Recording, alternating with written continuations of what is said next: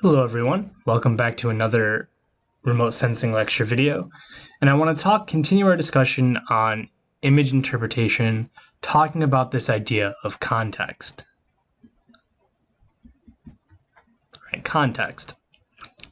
And context is, I think it's something that a lot of times when you look at an image, you kind of take it for granted. You don't really think about context, right? You think about color, you think about shape, you think about pattern, but you might not necessarily think about context.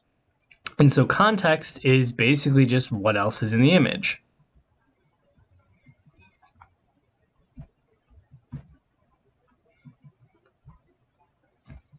Right? And we've kind of been using context already when we talked about size and the idea that we were going to compare roads to the width of a car, or when we were talking about pattern and we were saying, oh, this is a tree, right? We were kind of assuming things. We were like, what else is in the image, right? That's context, right? It's what is going on around this thing that gives us a sense of place. Right? And so it's pretty straightforward in that regard. So let's go ahead and just jump right into some examples of talking about how we can use context to narrow down an object from something like, oh, this is an urban area or this is a shopping area, to something a little more granular based on what else we see in the image. And so what I want to do is I want to talk about this image over here first. Ignore this for now. Let's talk about this image over here first. And I wanted you to take a guess at what you think this might be.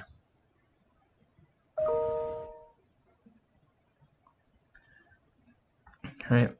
In specific, this area right here, more specifically, what do you think this is? So let's take a look, right? We know that it's a building, right? We can tell by the color and the shape and such that this is a building. We can tell from the parking lots that they're fairly large that this is a large building, right? Maybe it's a shopping center or an industrial plant. But what I want to do in specific is draw your attention to this thing right here. Right, this is a helipad. And I know this because I can see there's this little cross here, and it looks like it's relatively flat, right? It's smooth, to use our pattern term or our texture terminology. This is a helipad. Right, so now you've got to think, okay, well, what sorts of things have helipads traditionally? And hopefully one of the more common responses that you might come up with is a hospital.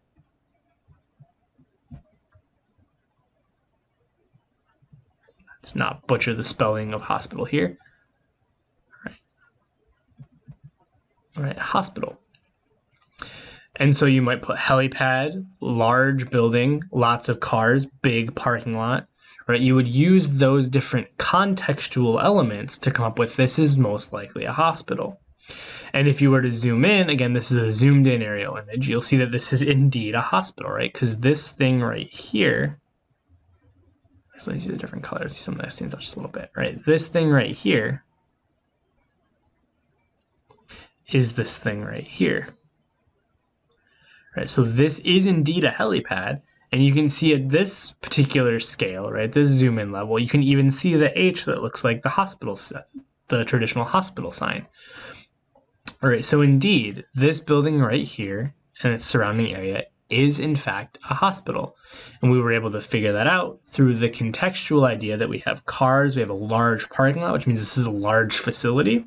And we were able to deduce that this is in fact a helipad, which would indicate that it's using helicopters, and one of the most traditional uses for that in this sort of setup would be a hospital.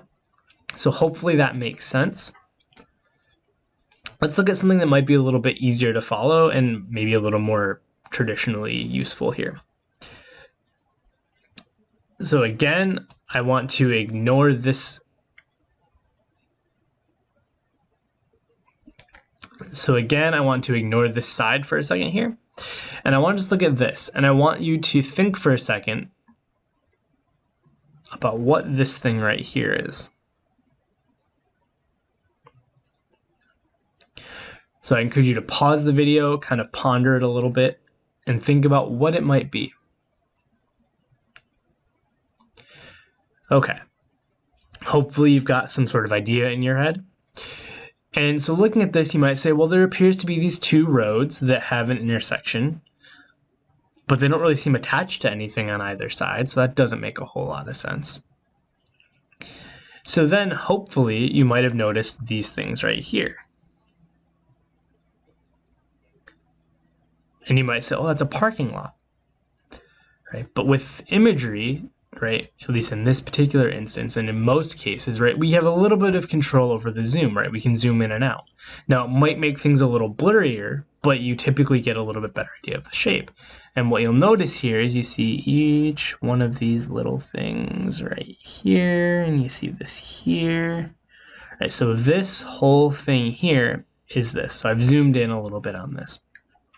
And what you'll notice here is that these look an awful lot like airplanes. Right? Again, I'm sort of assuming here based on shape and color and size that these are airplanes, and then I'm using that as context to fill in the idea that these are most likely runways, right? Because they're roads, right? They look like roads, but they don't go anywhere, and that's because the planes don't need to connect, right? The planes take off and land.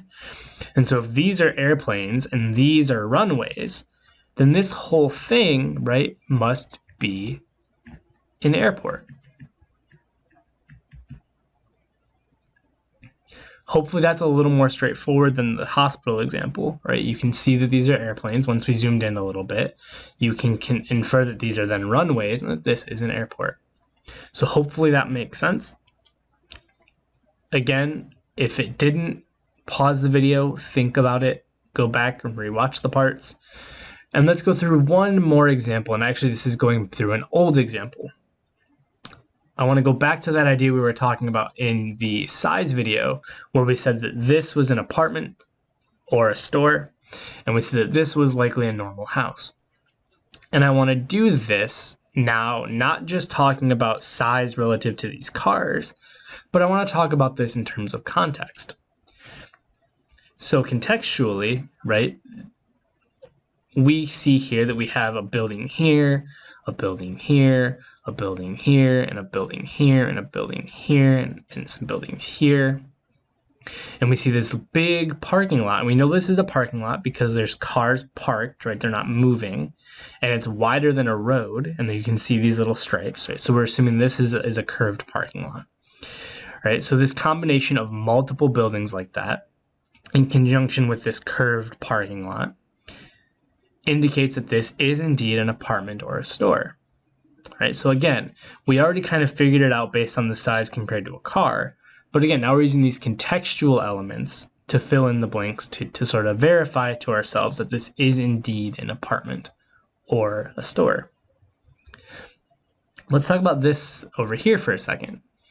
Right, so again, we have the car, we have a road, and we can tell this is a road and not a parking lot because it's thin and long, right, as opposed to this, which was kind of a weird shape, and you can see the parking spaces.